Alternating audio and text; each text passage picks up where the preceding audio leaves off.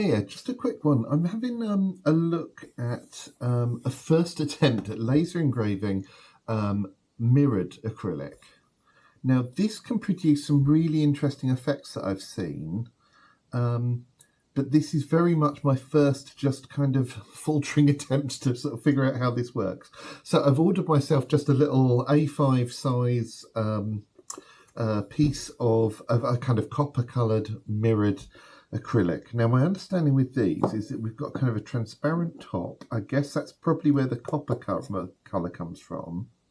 And a kind of the silvered inside of the mirror obviously will be on this side. I've been having a look at this to see, actually, it's got to have a peel-off surface on this side, I'm sure. Just because it's not really clear and mirrored at the moment. That's well attached. Yes, it is. But is there one on this side, or is that just that already the mirrored layer? It's got quite a strong texture to it, so I kind of think that's probably the layer. Okay, let's give that a go as is.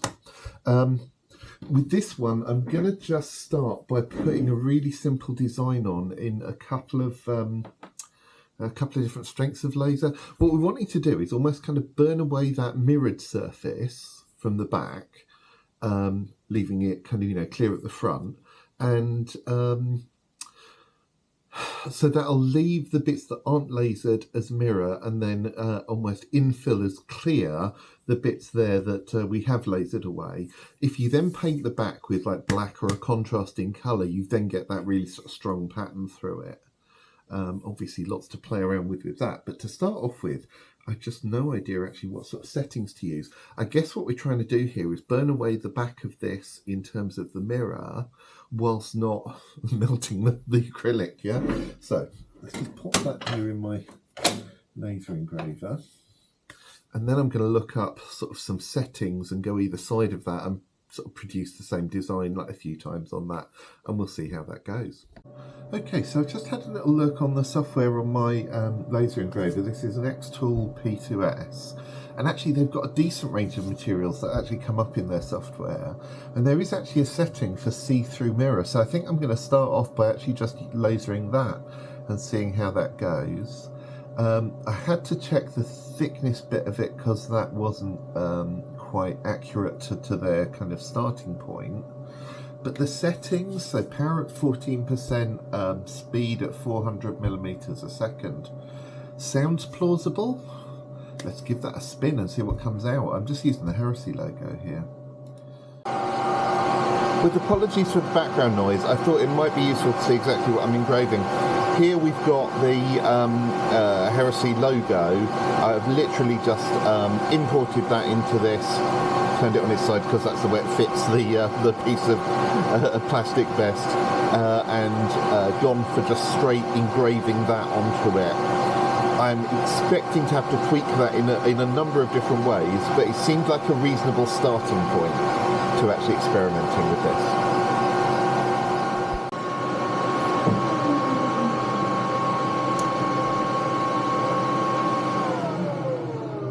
So that's the engraving completed. Let's look at how that's come out.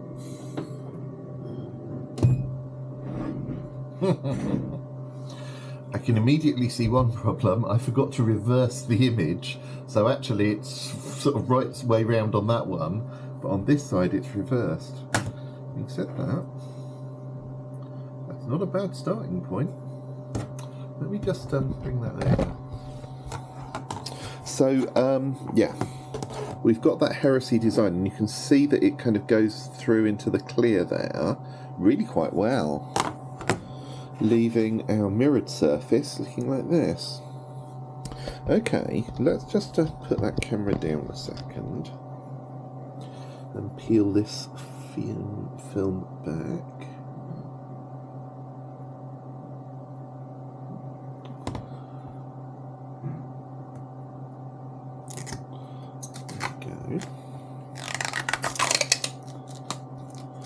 Yeah, that's quite nice. Yeah, how does that? Okay, so we've got our mirror image, ironically, image there. Now, as I say, to bring out that contrast, I think I'm going to have to like paint the back of that black. Before I do that, I'm going to just reverse that image and try laser engraving it. I think what I'll do actually is do two of them. One of them slightly more heavily engraved and one of them slightly more lightly engraved than what we have there, just so that I can then compare the three when I put that on the backing. So I'm going to pop that back into my machine.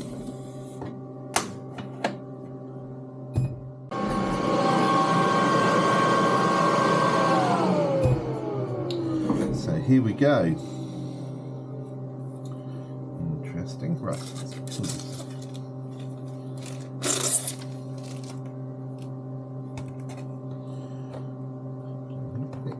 There to start off with. So I'm actually seeing the image through that to some degree. I'm not seeing a lot of difference between the slightly heavier and slightly lighter in the original. So I think this is one of those less is more times, and I think I'm going to use the lighter setting for that. If I put that here, actually on a darker background, you can see where the difference has come through a little bit more. I still think less is more.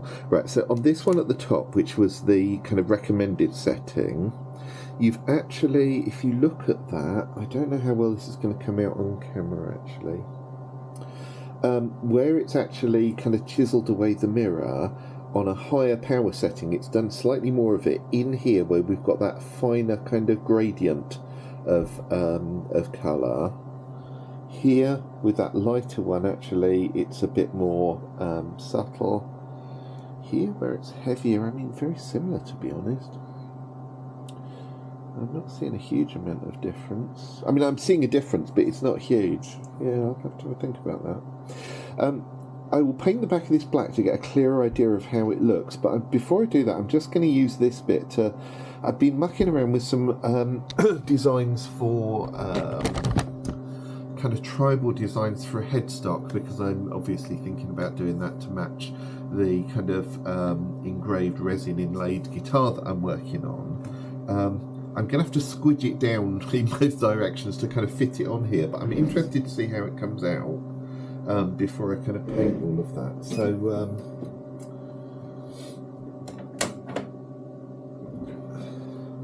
now, as I remember, yeah, I've got a kind of design that I was mucking around with for like an 8-string bass, just when I was mucking around with ideas for this. So I'm going to, it's proportionally been shrunk in width more than in length, so it doesn't look right for a guitar headstock. But I'm interested to see how it sort of picks up on this one.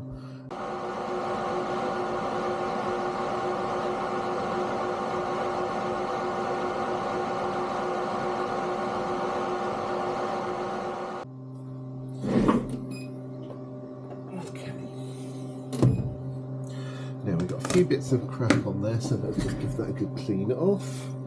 Some isopropyl alcohol and a duster.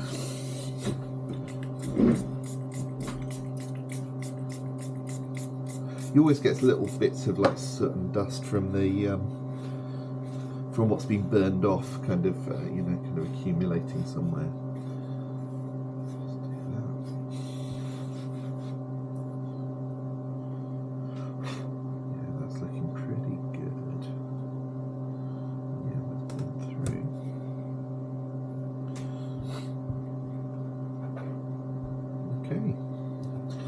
Let's paint the back of this black and see where we go from there.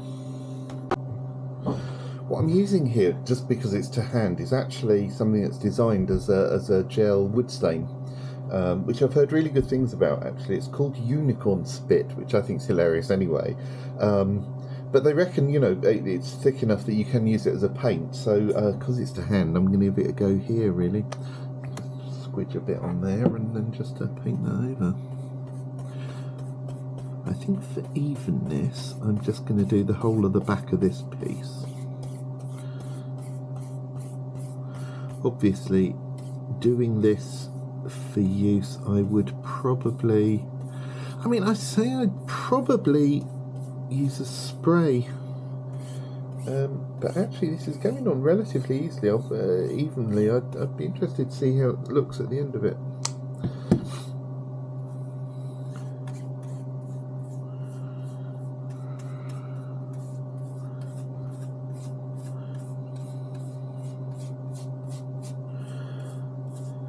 I'm fully aware, by the way, this is not going to be a perfect finish. I'm using gel wood stain as paint and a very cheap brush, and just brushing it on fairly kind of randomly.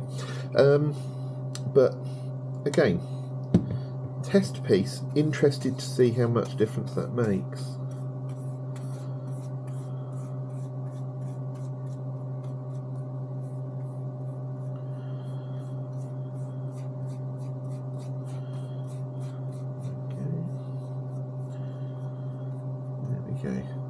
So that's painted. I'm just going to go and clean up the brush and stuff before I kind of get black stain everywhere else.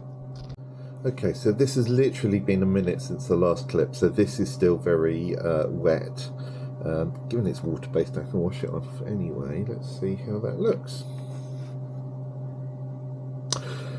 You see, I think that's quite classy. Let me just turn it around so I can see it better.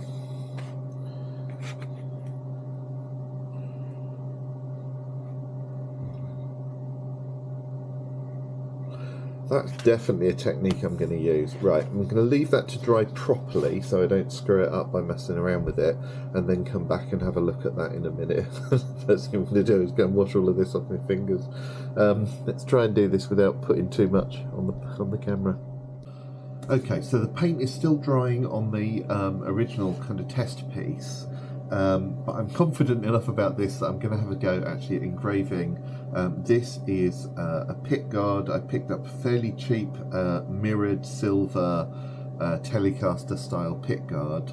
I've come up with a bit of a sort of scroll work design for that, so I'm going to put that in and actually get that test kind of test engraving.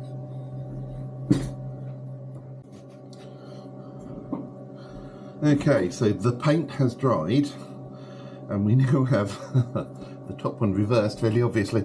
We now have an idea of what that'll look like. I think that'll probably be more visible if I move it down here, which I'll do in just a second, because the other thing I've done whilst that's been drying is put together a fairly simple engraving for this pickguard. I haven't taken the time to line it up perfectly or what have you. That kind of little tweaking stuff takes ages, so I just sort of wanted to see how that would look. That fairly obviously is a starting point again for seeing how that would look with a colour behind it. I might try a contrast colour with that one. Now I'm hoping that where I've put that will kind of allow it to kind of catch the light from that underlighting reasonably well. So this is, as you saw, a test with three slightly different strengths of powers of the laser on it. Kind of mid, slightly lighter, slightly darker, and on the mid setting again, just doing a piece that looks a bit like the shape of a neck plate, you know, a headstock plate. Interesting the way they've come out. I look at this, let's just prop that in there. And actually it's quite interesting where you've got some of it where the mirror has been burned through, so it's black. Now I've painted it black behind it, but you've also got bits where actually it's scored it slightly, and actually it's almost looking lighter than the original mirror colour rather than darker, though it does depend on how the light catches it actually. It's a really interesting effect. And so I'm going to be kind of really interested again to see how it looks on our kind of engraved pickguard. Yeah, let's pick a different kind of contrast colour, paint the back of that, let that dry, and then come back. And actually I think that's not a bad starting point in terms of just understanding how this could be used. I can definitely see myself coming back to this though. Yeah. So, as well as having done my first test piece on a just A5 piece of plastic, I've done my first kind of engraving on a pickguard. This is just a fairly cheap one. I've painted the back of it with a kind of turquoisey colour. And as I said, this was just a test piece, and I haven't kind of bothered lining it up really carefully out, but that's nice. Genuinely interesting. That potential for using different colours, I'm really glad I used a different one for this because it's really simple. All I've done is painted the back with this kind of turquoise colour, and actually that's come through really nicely. I think I would happily use a range of colours on these actually, and obviously you can get different coloured mirrors. I suspect mirrored backing and the transparent with different shades on it. I thought that copper was lovely, by the way, the kind of like first one that I did. I think cutting my own pickguards out of that, obviously with the laser cutter, and engraving them looks really, really plausible and should produce some really nice effects. Yeah, interesting. I do notice on here, by the way, that because what I've done is laser engraved a picture where it's lighter, the kind of initial strokes of the pen actually when it starts off, you've got areas here where you can see that there's actually some etching done, but it hasn't gone all the way through, so you can't see the colour behind it. Now that's worth thinking about because I think that's quite a nice effect. On the other hand, that might be one where if I want that more visible in the coloured part of it, then I might want to laser engrave that a little bit heavier, you know, kind of use a few more % power. I think there's still some testing to do with all that, actually, before finally using it for something. But I think that's got legs, you know, that's got some potential. So there we go. Laser engraving mirrored pickguards.